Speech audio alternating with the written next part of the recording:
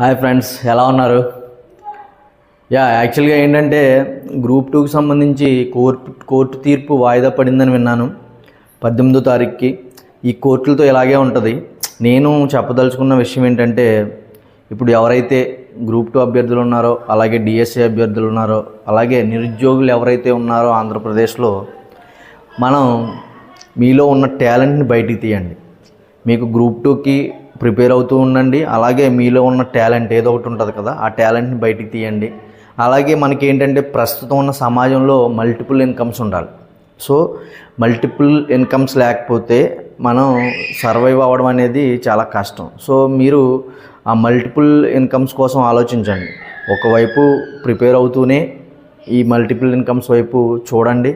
అలాగే మీకు తెలియని హిడెన్ టాలెంట్స్ ఉంటాయి. సో వాటిని ఇప్పుడు బయటికి తీయండి. ఎందుకంటే ఏదైనా మనం అనుకుంటేనే చేయగలుగుతాం. సో ఆ హిడెన్ టాలెంట్ని అలా లోపలే ఉంచుకుని బయటికి ఏమీ చెప్పలేకపోతే మనం ఏం చేయలేం. సో మనకి ఇప్పుడున్న పరిస్థితుల్లో మల్టిపుల్ ఇన్కమ్స్ అనేది చాలా అవసరం. సో మల్టిపుల్ ఇన్కమ్స్ని బయటికి తీయండి. అలాగే మీలో ఉన్న టాలెంట్ని కూడా బయటికి తీయండి.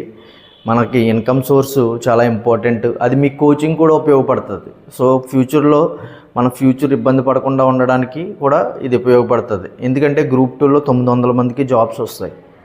ఆ 900 మంది తర్వాత మళ్ళీ ప్రిపరేషన్ మొదలు పెట్టాలి. సో ఈలోపు మనం వేరే ఇన్కమ్ మీద కానీ వేరే దాని మీద కానీ ఏమన్నా ఫోకస్ పెడితే బాగుంటుందని నా అభిప్రాయం.